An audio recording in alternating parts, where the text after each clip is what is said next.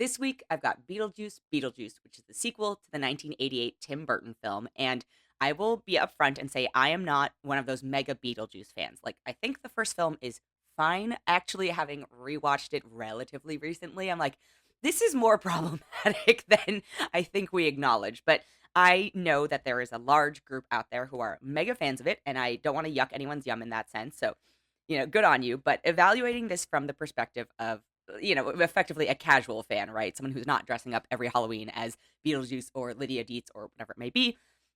Should you go see this movie? My answer is probably not. And I might be in a minority because I think people are generally responsive to it. I have expressed this before, and this is not just about this film.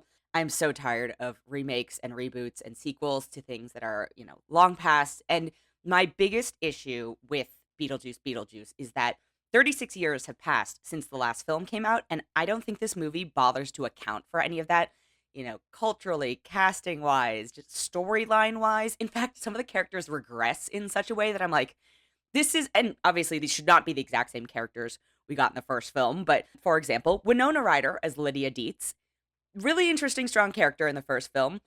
Meek, mild, sad, kind of like feeble-ish feeling in this one. Michael Keaton returns as Beetlejuice. He's still Beetlejuice, but I'm like, bro, Michael Keaton, like not Michael Keaton, I'm sorry. The character of Beetlejuice is a sex pest. And the fact that, people worship this character is actually disconcerting to me. That's the thing I think we really need to revisit, and it's much more disturbing in some senses in the first film because, and this is a mild spoiler, I guess, for the first film, but the character of Beetlejuice keeps trying to get, this teenage girl to marry him in order to come back to life. Also, if you're not familiar with Beetlejuice at all, like, you can't see this film because it does, like, give you a few details of what's going on, but this one is a hardcore sequel. Like, we are not establishing this universe. They do kind of acknowledge some of the reasons that, like, Beetlejuice, who is a demon, who's trying to get into the world, they kind of touch on that, but it's really a drop you right in. You live in the world of Beetlejuice. So, in the first film, the relationship between the two of them, it might not be like sexual per se, but this 600 plus year old whatever demon is trying to get a teenage girl to marry him so he can go back to like the world of the living.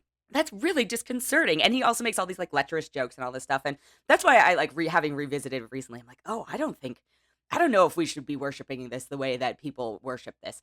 So in this new version of it, or in the sequel, it plays less disconcertingly on screen because now Winona Ryder is a fully grown adult, and so you're seeing like two adults having these conversations, but the characters are still like there's a huge age gap between them. So I found that particularly off-putting. Catherine O'Hara is back as Delia Dietz, who, again, if you need a refresher, is the stepmother to Winona Ryder's character.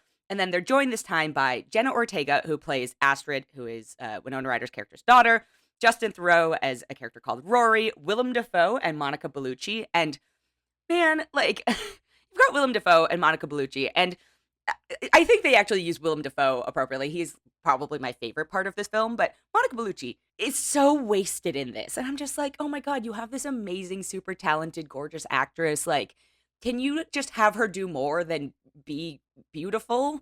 Can you give her a storyline that matters? Like, this movie is, and again, I'm not going to go into like specific details, but this movie is three incongruous plots that at the very end they went, oh yeah, we should probably wrap these up somehow, I guess. Yeah, like it's just so it feels like it existed in order to give people new Halloween costumes or, hot topic lines to exist. And I think I said this in another place. Tim Burton has become a victim of his own, I'll say, success because at the time, his style and when he was newer to the scene, like the Beetlejuice style was like, oh, that's really cool. And I do love some of it is practical and, it's a distinct visual style, but this is so recycled. And like I said, it hasn't updated it at all for the last 36 years. And so I'm like, we've seen this from you before so many times. And there's a difference between, relying on your aesthetic and like continuing to evolve. And I would have just loved to see an evolution of like, cool, like what does the 36-year later version of these characters look like versus,